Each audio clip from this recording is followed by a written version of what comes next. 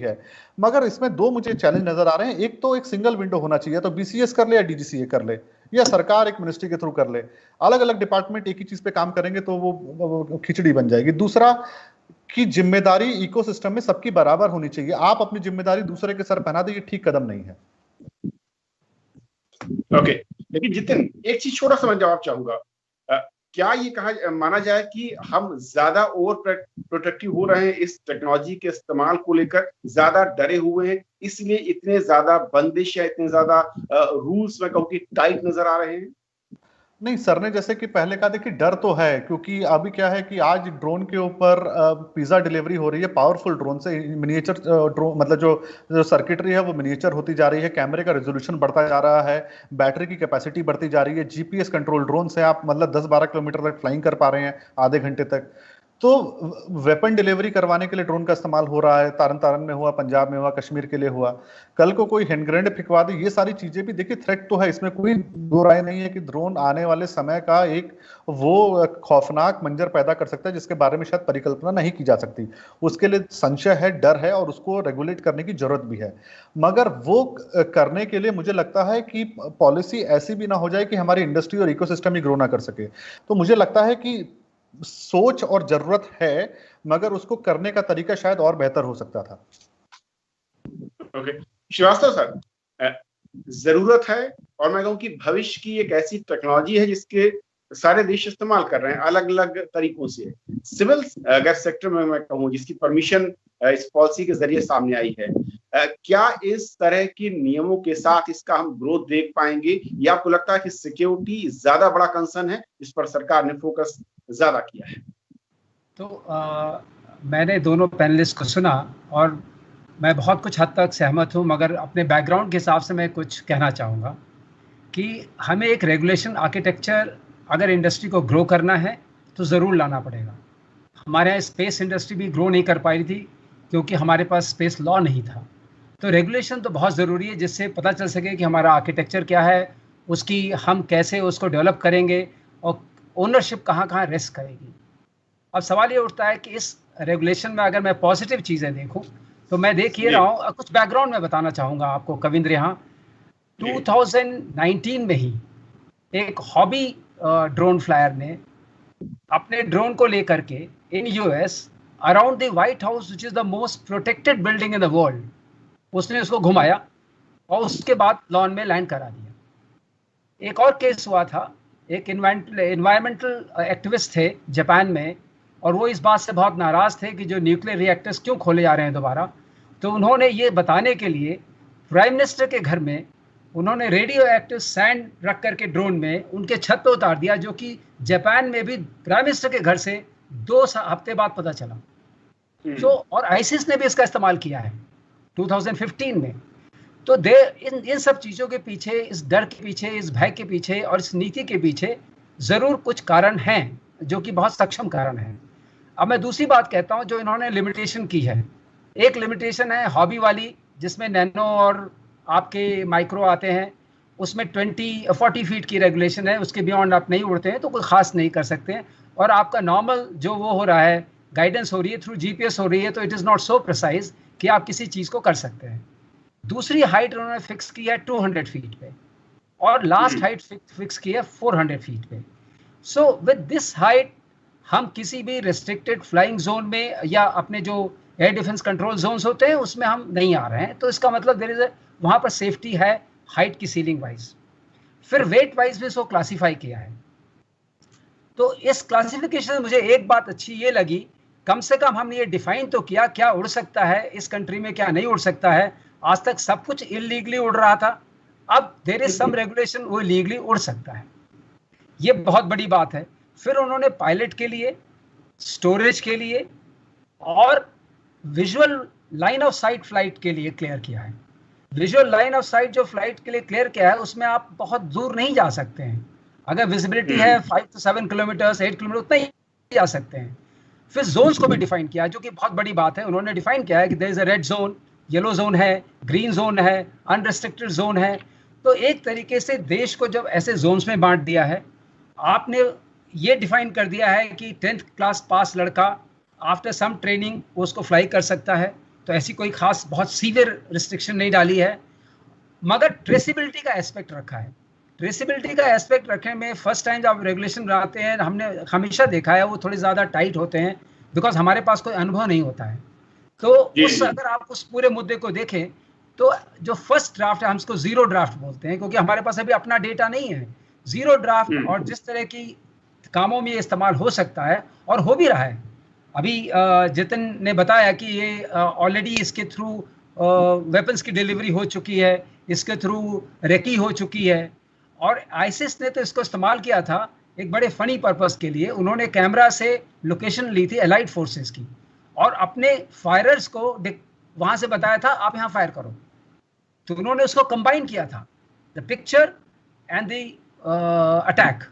उन्होंने उसके through attack नहीं किया था। बाद में वो लोग भी तो काफी तेजी से आगे बढ़ते हैं, उनके पास भी काफी शक्ति होती है, जो इस तरह के ग्रुप्स होते हैं, उन्होंने इसको फर्दर डेवलप किया। तो ये जो भय आया है इस आर्किटेक्चर के पीछे, लेकिन मैं कुछ बातें बता दूं आर्किटेक्चर में। सीलिंग का डेफिनेशन मिल गई है, कौन फ्लाई कर सकता है उसकी डेफिनेशन मिल गई है, ट्रेसेबिलिटी कैसे होगी उसकी डेफिनेशन मिल गई है, अनलाइसेंस फ्रीक्वेंसीज जो यूज की जा सकती हैं उसकी डेफिनेशन मिल गई है, और डेफिनेशन ये भी मिल गई है कि हम किसको यूनिक आइडेंटिफिकेशन नंबर देंगे और कहां पर हमें एयर डिफेंस क्लियरेंस नंबर की जरूरत पड़ेगी, और एक डिजिटल स्काई प्लेटफॉर्म भी क्रिएट कर दिया गया है। तो अगर आप इस सारे कंपोनेंट्स को देखें जिनकी सिंथेसिस करके हमें अपने रूल्स को और भी कॉमर्स फ्रेंडली बनाना है। ऑफ कोर्स अभी हमने ये नहीं क्लियर किया है कि इसके थ्रू हम अमेज़न के पैकेट्स डिलीवर कर सकते हैं, अब ये नहीं किया है। और उस बात में मैं सहमत हूं अपने को पैनलिस्ट से कि अमेज़न अभी भी पैकेट डिलीवर करता है और उस पैकेट में अभी भी कुछ आ सकता है। लेकिन जब आप किसी चीज को थर्ड डायमेंशन में लाते हैं, जिसको हम एविएशन बोलते हैं, थर्ड डायमेंशन में आते ही उसके और बहुत सारी चीजें रिस्क बढ़ जाता है। और जहां तक बात रही स्पूफिंग की और ब्रेकिंग इनटू की, जो सॉफ्टवेयर रेजिडेंट सॉफ्टवेयर है, मेरी अंडरस्टैंडिंग ये रही है कि रेजिडेंट सॉफ्टवेयर है उसकी ही जिम्मेदारी ओनर की होगी।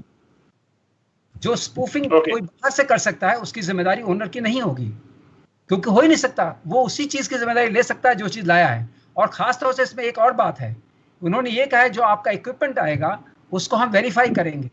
एक बार आप वेरिफिकेशन सर्टिफिकेट दे देंगे और आप ये कहते हैं कि टेम्पर नहीं किया जाए, और टेम्परिंग की आप गारंटी लेते हैं जिसके लिए सीसीटीवी कैमरास वगैरह लगाते हैं, विच अभी मैं भी सोचता हूँ कि इट्स हैज बीन ओवरडन, मतलब इतना ज़्यादा करना शायद पॉसिबल नहीं होगा, क्योंकि ये इंडस्ट्री एंटरप्रेन्योर्स की इंडस्ट्री है, ये ग्रो करेगी बड़े छोटे लेवल से। तो मगर ये है कि वो जिम्मेदारी लेंगे, उसकी टेम्परिंग के और भी मेथड्स हैं जिसमें हम सील कर सकते हैं, सीलिंग का बहुत सारी चीज़ें इसके थ्रू हम उसको कंट्रोल कर सकते हैं। तो हमें वो सारी चीज़ें लानी पड़ेंगी। इसका मतलब सॉफ्टवेयर, हार्डवेयर, इस इक्विपमेंट को वेरीफाई कर दें, वेरीफाई करके आप सील कर दीजिए। जहाँ तक लिंक का सवाल है, आपने ऐसी फ्रीक्वेंसीज दी हैं जिनके थ्रू आप यू एक्सपेक्ट बाकी कुछ नहीं हो सकता, उन फ्रीक्वेंसीज को हमें सिक्योर करना पड़ेगा, उसके लिए गाइडलाइंस इशू करनी पड़ेंगी, जो इस रेगुलेशन में मुझे दिखाई नहीं दी। लिंक बहुत बड़ी चीज है। एंड फिर आपने अपने जो बाकी डेफिनेशन दी है एनवायरमेंट की, एनवेलप की, फ्लाइंग एनवेलप की, वो भी आपने एक डेफिनेशन दे दी है। तो उस हिसाब से कविंद्र मैं कहना चाहूँगा एक छोटा स्टेप है रेगुलेशन आर्किटेक्चर क्रिएट करने का, अपने आप में एक सक्षम और समर्थ एक स्टेप लिया गया है, और इसमें और बहुत सारी इम्प्रूवमेंट्स की बहुत ज़्यादा ज़रूरत है, जो मुझे लगता है जैसे कलेक्ट होगा आगे बढ़ना होगा और सनत सर, जैसा कि श्रीवास्तव सर कह रहे हैं कि क्योंकि हमारे पास कोई अपना एक्सपीरियंस नहीं, लेकिन दुनिया भर में जो इसके मिसयूज के एक्सपीरियंसेस हमने देखे हैं, शायद उससे देखते हुए हमने जो ड्राफ्ट पॉलिसी जिसे जीरो नाम दे रहे हैं श्रीवास्तव सर की शुरुआत है, ये इनिशियल एक है, हमारे अनुभव के साथ इसको हम बदलेंगे। इस क्या स्टार्टिंग लेवल पर ये ज्यादा टाइट हो रहे हैं रूल्स लेवल पर, थोड़ा सा और ओपन स्पेस देना चाहिए था, जैसे कि ड्रोन का रजिस्ट्रेशन की बात है, उसको रखने की बात है, उसकी रिकॉर्डिंग की बात है, उसमें वीडियो कैमरे के साथ आपकी रिकवरी की बात हो रही है, यहाँ पर कुछ ज्यादा ही टाइट कर दे रहे हैं नियम। देखिए, ये डिस्कशन है growth of an industry versus security. ठीक है, ये डेंजरस इंडस्ट्री है, मैं इसको मानता हूं। और जैसे अभी कहा गया कि वेपन्स भी ड्रोन के थ्रू, सिविल ड्रोन के थ्रू डिलीवर हो रहे हैं across the border to India, ये सब बातें हैं। पर आप $1 billion multi billion dollar industry को बाईपास कर रहे हैं। 10 साल से आप लगे हुए हैं रेगुलेशन को, कभी कहते हैं करेंगे नहीं करेंगे, 2 चीजें ले आए, फिर ऐसा बना देते हैं जिससे कि कोई जो डेवलपर्स हैं, जो यंग एंटरप्रेन्योर्स हैं, सब नाराज हो जाते हैं। कई तो बाहर छोड़ के विदेश चले गए, कह रहे हैं वहां हम बनाएंगे, यहाँ इस देश, ये नालायक देश है, यहाँ कुछ नहीं कर सकते हैं हम काम। तो ये सब चीजें मिक्स करनी पड़ती हैं। इसमें एक चीज ये है कि मैं भी सरकार में रह चुका हूँ कि जी हर चीज में रूल लगा दो ऐसा कि हमारे ऊपर कोई ना पड़े, है? हमारा काम कोई नहीं है इसमें। हमारे ऊपर कोई अगर कोई गड़बड़ हो जाए तो हम कह देंगे ये तो रूल हमने बना दिए थे, इन्होंने वायलेट किया, इनको पुलिस जाके चेक करे। तो ये एटीट्यूड जो है कि आपके पास 2 ड्रोन हैं, आप उसमें सीसीटीवी लगाइए, उसमें अगर कोई सफाई करने वाला यहाँ आदमी आपने रखा तो उसकी सिक्योरिटी क्लियरेंस कराइए और ये सब कराइए। इस तरह के रूल बना बना के आप क्या चाहते हैं, कहना क्या चाहते हैं? उसके बाद भी अगर नहीं होगा हादसा, मैं तो ये नहीं कहता हूं, मैं तो कह रहा हूं बिल्कुल हो सकता है इसमें। ड्रोन तो डेंजरस चीज है। अगर कोई चाहे, अब देखिए, अब गाड़ी आपके सबके पास है आजकल, गाड़ी स्कूटर। अब गाड़ी की एक तो जगह हम ओपन में खड़ी करें या गैराज बनाए, गैराज रखें तो सीसीटीवी कैमरा रखें। हमारा जो गाड़ी को साफ करेगा, जिसको हम पैसा देते हैं, उसकी भी पहले पुलिस से सिक्योरिटी करवाएं कि वो आदमी बम तो नहीं डाल देगा गाड़ी के अंदर। तो कितना प्रिकॉशन ले सकते हैं आप? और आप उसके बाद भी होगा तो फिर कौन रिस्पॉन्सिबल है? आप रिस्पॉन्सिबल है या नहीं? तो एक कोई मॉडरेशन होना चाहिए किसी के बीच में। ये नहीं कि एक डिपार्टमेंट कहता है ऐसा कर दो तो मेरे ऊपर कोई बद्दा नहीं पड़ेगा, कोई नहीं मेरे ऊपर उंगली दिखा सकता। तो ये सब करना बड़ी गलत बात है।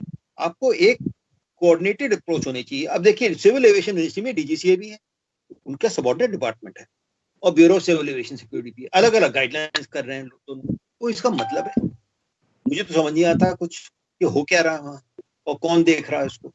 तो ऊपर से और हैं और मिनिस्ट्री सब अपना कहती है, अपना सेफगार्ड कर रही है। ये कहना है मेरा। वैसे तो सब चीज, यूनिक आइडेंटिफिकेशन, पायलट लाइसेंसिंग, सभी कुछ करना पड़ेगा, वो तो करना ही है। उस पायलट का भी है, ऑपरेटर का भी लाइसेंस चाहिए, सबको चाहिए। और ऐसी चीज बताइए जिसमें कि जैसे गाड़ी आप खरीदते हैं, आपने अपना लाइसेंस भी बनवाया, आपने गाड़ी को भी रजिस्टर कराया, गाड़ी को चलाया भी, आपने स्पीडिंग किया तो ऊपर आपके ऊपर फाइन भी हो सकता है। बट ये सब तो नहीं। अब आपका सॉफ्टवेयर की बात आ गई। सॉफ्टवेयर को अगर कोई आपके सॉफ्टवेयर में गड़बड़ करे तो आप रिस्पॉन्सिबल है। अरे आप तो एक सॉफ्टवेयर एक्सपर्ट थोड़ी है, आपने तो एक ड्रोन खरीदा है, आपने ड्रोन पायलट लाइसेंस लिया, ड्रोन ऑपरेटर लाइसेंस लिया। अब सॉफ्टवेयर में जैसे डीजीआई की बात चल रही है कि उनका डेटा कहाँ जा रहा है हमें पता नहीं। आइदर आप डीजीआई को मत अलाउ करिए या उनसे कहिए लोकल चिप लगेगा। पर आपने ऐसे रूल्स बना दिए जिससे कि मामला जो होना चाहिए था हिंदुस्तान में, जो कि ग्रोथ होनी चाहिए थी ऑफ द मैन्युफैक्चरिंग इंडस्ट्री, वो खत्म कर दिया। ये मेरा कहना है। जितिन, जो बात सनत सर कह रहे हैं बहुत इंपॉर्टेंट है, लेकिन थोड़ा सा इसको मैं समझना चाहूंगा। अगर दूसरे देशों की तुलना करें, क्या सिंगल विंडो सिस्टम या एक सिंगल अथॉरिटी के थ्रू अगर हम इसे रेगुलेट करते हैं या इसके रूल्स फ्रेम करते हैं, ज्यादा सहूलियत रहती? अगर हम अलग अलग रीजन के हिसाब से अलग अलग एजेंसी इसको देखेंगी तो जाहिर है कि हर एक में कॉन्ट्रडिक्शंस भी नजर आएंगे और रूल्स कहीं कुछ ज्यादा हार्ड होते जाएंगे। कविन, देखिए, दूसरे देशों के अंदर अगर यूएस हुआ या यूरोप के अंदर कई देश है जहां पे ड्रोन्स को लेके रूल्स हैं, और मैं ये नहीं कह रहा कि इससे भी स्ट्रिक्ट रूल्स हैं, मगर जैसे यूएस के अंदर अगर आप लें तो ऑटोनोमस एरियल व्हीकल को छोड़ दीजिए, आप नॉर्मल ऑटोनोमस व्हीकल की भी बात कीजिए तो उसको भी लेके बहुत सारे गाइडलाइंस इंडिया में अभी वो नहीं है। मगर जहां जितने स्ट्रॉन्ग गाइडलाइंस हैं वहां इंडस्ट्री को थ्राइव करने के लिए, रिसर्च को बढ़ावा देने के लिए फिर स्पेशल टेस्टिंग जोन्स हैं। उन्होंने आइलैंड सिटीज को स्पेसिफिकली जो है वहां पे इंफ्रास्ट्रक्चर डेवलप करके इस तरह से किया है कि वहां पे ऑटोनोमस व्हीकल की टेस्टिंग हो सके, और वहां पे गूगल की ऑटोनोमस कार, टेस्ला की गाड़ियां टेस्ट हो रही हैं। तो हमारे यहाँ एग्जेम्प्टेड जोन्स नहीं है। या तो आपने कोई ऐसी सिटी बनाई होती जहां आपने कहा था कि जिसको जो एक्सपेरिमेंट करना है, फ्लाई करना है, आप उस आइलैंड पे जाके कर लीजिए, वहां पे आपने इंफ्रास्ट्रक्चर बताया होता, वहां पे आपने इंश्योर किया होता कि लोग सड़कों पर नहीं फुटपाथ पे ही चलेंगे, ऑटोमेटेड सिग्नल्स होंगे ताकि ऑटोमेटेड व्हीकल चल सके। तो हर चीज के दोनों पहलू होते हैं, सिक्योरिटी को भी देखना है और इंडस्ट्री की ग्रोथ और इनोवेशन को भी देखना है। हमारे यहाँ खाली अभी सिक्योरिटी को देखा जा रहा है। और जो मैंने ओपनिंग रिमार्क में भी कहा था, देखिए मैं श्रीवास्तव सर की बात से सहमत हूं। जो एयर डिफेंस जोन आपको आइडेंटिफाई करना है, रेड जोन आइडेंटिफाई करना है, लाइसेंसिंग करनी है, परमिशन लेना है, तो ये सारा काम तो डीजीसीए ऑलरेडी कर चुका था 1.5 साल पहले। यूनिक रजिस्ट्रेशन नंबर दिया जाएगा, डीजीसीए ने कहा। आपको लाइसेंस लेना होगा, डीजीसीए ने कहा। ड्रोन की कैटेगरी क्या होगी, डीजीसीए ने कहा। कितनी हाइट पे फ्लाई करेंगे, डीजीसीए ने बताया। फ्लाइट पाथ आपको देना है पोर्टल के ऊपर बिना किसी, और देखिए डीजीसीए की पॉलिसी कि सभी लोगों ने तारीफ करी, क्योंकि वो अपने आप में एक लैंडमार्क था। उन्होंने सोच समझ के रेगुलेट किया और बहुत बैलेंस आर्किटेक्चर था। और जब जो कि सबसे बड़ा खतरा क्या होता है, लोगों को धक्के खाने पड़ेंगे कि सरकारी बाबू से परमिशन लेके आओ। तो डीजीसीए ने सबसे अच्छा काम ये किया कि सारा एक पोर्टल बना दिया ऑनलाइन। साहब आप इसमें ऑनलाइन अप्लाई कर दो फ्लाइट पाथ, आपका काम खत्म हो गया, अप्लाई कीजिए। कोई ह्यूमन इंटरफेरेंस नहीं था कि आपको रिश्वत देनी होगी या ये सब होगा। तो डीजीसीए की पॉलिसी को आप revolutionary, practical, pragmatic, balance policy कह सकते हैं। पर जो बीसीएस के अब जो गाइडलाइन आए हैं वो उसके ऊपर ओवर द टॉप है। और वो ओवर द टॉप मतलब ये घास के पहाड़ पे किसी को बिठाने जैसी बात है। मैं आपको सीरियसली बता रहा हूं, इसके नीचे कोई रिसर्च नहीं है। डीजीसीए की पॉलिसी में रिसर्च बहुत थी। जो लोग कभी सोच भी नहीं सकते थे कि भारत का कोई गवर्नमेंट सेक्टर कितनी मतलब balance policy, industry specific policy लेके आएगा, वो काम डीजीसीए ने सरकार उसको करने में उनको कई साल लगे। उन्होंने इंतजार किया, बड़ी इंडस्ट्रियों को भी इंतजार कराया। रिलायंस की एप्लीकेशन 1.5-2 साल पेंडिंग रही, मगर जब पॉलिसी आई तो बैलेंस पॉलिसी आई। आज जो गाइडलाइंस आई है, आई एम सॉरी टू से कि वो या तो आप क्लासिफिकेशन करते कि जिसके पास 150 ड्रोन है, जैसे अमेजोन है या कोई कंपनी ऐसी जो बड़े लेवल पे ऑपरेट कर रही है, वो कैमरा लगाएगी, या किसी के पास आम ड्रोन है, या किसी के पास इतनी बड़ी ड्रोन है कि बहुत मेजर डैमेज हो सकता है, उसके ऊपर कैमरा। अगर आप सोचेंगे कि मतलब नॉर्मल एक 5 किलो के ड्रोन के ऊपर कोई कैमरा लेके घूमेगा, तो ये ठीक नहीं है। मतलब आप देखिए, ट्रक्स की गाड़ी, ट्रक में और 2 व्हीलर में फर्क होता है, अलग अलग रेगुलेशन है। तो मुझे लगता है कि जो कैमरे और जो कोडिंग वाली बात है, इसको आई थिंक मुझे लगता है रिलुक करना चाहिए। और दूसरी बात जो मैंने शुरू में भी कहा कि there can not be in any sector 2 different voices. एक मिनिस्ट्री की 2 अलग अलग एंटिटी 2 अलग अलग गाइडलाइन नहीं दे सकती, नहीं देनी चाहिए। या तो वो एक बिल के साथ में बैठे। मुझे लगता भी नहीं कि इसमें डीजीसीए को कंसल्ट किया गया है। ओके, तो सर एक आखिरी कमेंट में चाहूंगा कि एक तो ये कि डीजीसीए की जब गाइडलाइंस थी और जिसकी जितिन ने कहा कि वो करीब तकरीबन सभी जो स्टेक होल्डर हैं उनको सही लग रही थी। थोड़ा बहुत अमेंडमेंट हमेशा गुंजाइश रहती है, लेकिन उसके बाद बीसीएस को अलग से गाइडलाइंस या अलग से रूल्स के साथ क्यों आना पड़ रहा है? और क्या यहाँ पर सिंगल अथॉरिटी या सिंगल विंडो सिस्टम जिसे मैं कहता हूं उसकी ज्यादा दरकार है और वो लैग कर रहा है?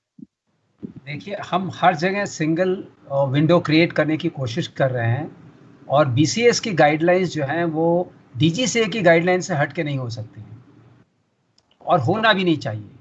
तो जहाँ तक सवाल है, जब एक डिजिटल प्लेटफॉर्म क्रिएट कर दिया गया है, आपको उसी के थ्रू इंटरेक्ट करना चाहिए, और ये एक मुद्दे की बात है।